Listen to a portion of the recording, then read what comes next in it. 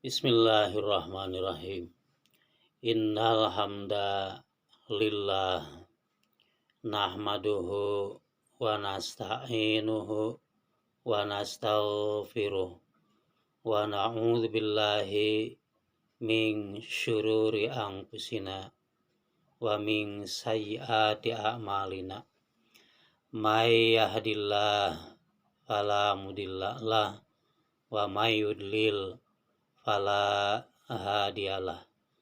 Wa asyhadu an la ilaha illallah wa asyhadu anna Muhammadan abduhu wa rasuluh. Allahumma sholli ala Muhammadi wa ala alihi wa ashabihi ajmain wa man tabi'ahu ila yaumiddin. A'udzu billahi minasyaitonir rajim. Bismillahirrahmanirrahim. Rabbana wab'ats fihim rasulam minhum yatslu 'alaihim ayatika wa yu'allimuhumul kitaba wal hikmah wa yuzakkihim innaka antal azizul hakim. Al-Quran Surat Al-Baqarah ayat 129.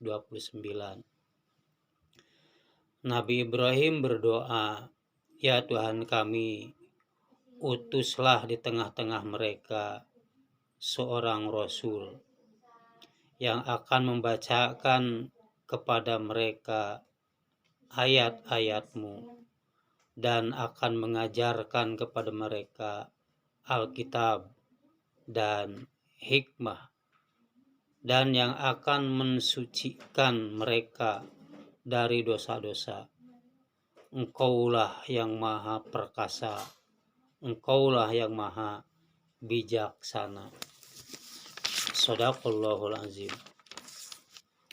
Saudaraku sekalian, pada kesempatan ini yang akan dibahas tentang ulumul Quran, ilmu-ilmu yang menunjang untuk memahami Al-Quran.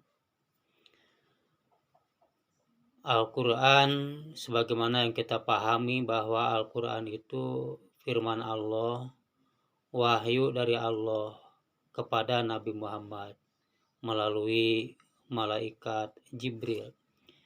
Kemudian Al-Quran tersebut di zamannya Nabi Muhammad, Al-Quran dihafal oleh Nabi Muhammad dan juga para sahabat, kemudian juga dicatat, ditulis. Kemudian berikut pada pelanjut Rasulullah pada zamannya Abu Bakar, pada zamannya Umar dan Utsman, pada zamannya Ali, dan selanjutnya Al-Quran dikodifikasi sehingga menjadi mazhab. Penyusunan Al-Quran baik nama surat ataupun juga susunan suratnya itu sudah menjadi ketetapan dari Rasulullah, dari Nabi Muhammad.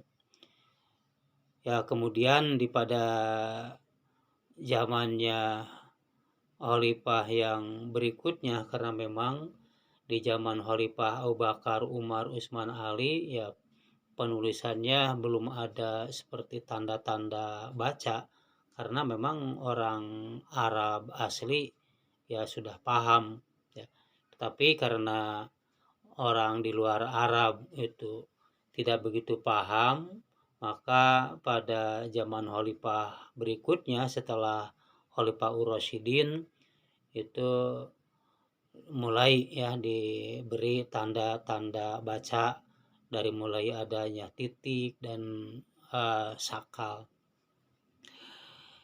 Dalam Al-Quran itu, untuk memahami Al-Quran itu perlu ada tafsir dan takwil, karena dalam Al-Quran tersebut ada ayat-ayat yang muhkamat yang sudah jelas, tegas, ya, seperti wa aqimus sholata wa atuz zakata, dirikanlah sholat dan tunaikanlah zakat.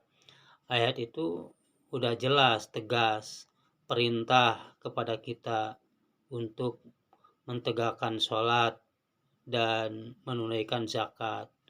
Paling diperlukan tafsir, ya, penjelasan bagaimana cara kita kaifiat sholat dan kaifiat zakat.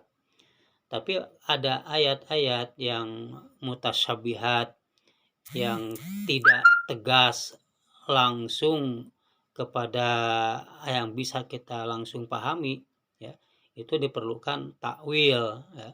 Seperti contoh, ya lamu ma baina aidihim wa ma khalfahum. Allah mengetahui yang di depan dan yang di belakang. Ini perlu takwil. Takwil itu pengungkapan kepada yang sesungguhnya, bahwasanya Allah itu mengetahui alam akhirat dan mengetahui alam dunia. Nah, itu banyak, ya, ayat-ayat yang mutasyabih, ya, yang perlu itu dibuka secara takwil. Jadi takwil itu pengungkapan kepada yang sebenarnya. Kemudian juga dalam Al-Quran itu ada yang nasih dan mansuh. Jadi ada ayat perubahan-perubahan, ya, maknanya perubahan hukum, gitu, ya. Ya, contohnya ayat yang mulai turun tentang yang berhubungan dengan narkoba, ya, dengan Homer, ya, bahwa Homer itu ada manfaatnya, tapi lebih banyak madorotnya, lebih banyak dosanya. Itu kemudian bertahap lagi, janganlah sholat ketika dalam keadaan mabuk. Kemudian pada akhirnya, ya, ada ayat yang menunjukkan bahwa innamal khamru wa maisir ridsun min amali syaiton, bahwa minuman keras itu najis, itu perbuatan setan. Maka ayat-ayat yang diturunkan dari awal, kemudian berikutnya, dan yang terakhir itu, ya, ada mansuh dan nasih, ya, yaitu kontennya yang itu dihapus, kemudian ada yang penghapusnya yang terakhir. Ya, biasanya urutannya ayat-ayat yang makiyah, ya, yang diturunkan sebelum hijrah, dan ayat-ayat diturunkan sebelum hijrah. Biasanya ayat-ayat yang mansuh, ya, kemudian dinasih dengan ayat-ayat yang terakhir.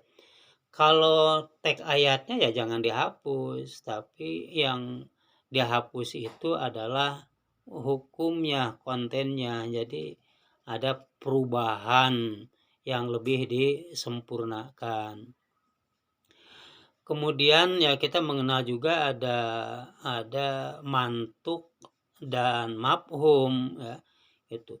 Ada ayat-ayat yang bisa dipahami langsung, dan ada ayat-ayat yang perlu dikembangkan pemahamannya, ya. Ya, seperti umpamanya fala taqul lahuma uf, janganlah kalian mengatakan kata-kata ya. Ya, itu mantuknya begitu, ya, kita diharamkan berkata kepada orang tua atau seperti itu, ya. Tapi kan mafhumnya lebih dari itu, ya. Jadi apalagi, ya, memukul, apalagi menyakiti lahir batinnya. Dengan perkataan saja, dengan perkataan saja, itu sudah diharamkan, tidak diperbolehkan.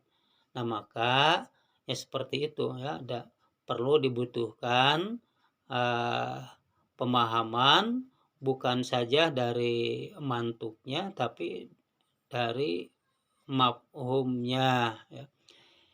Ya juga seperti yadullahi fauqa aidihim, tangan Allah di atas tangan mereka, kan itu harus dipahami secara mafhum ya. Itu kan Allah berbeda dengan yang lainnya itu. Jadi bukan tangan Allah fisiknya tapi maksudnya kekuasaan. Jadi seperti itu diantaranya yang terkandung dalam ulumul Quran. Terima kasih. Alhamdulillahirabbil alamin.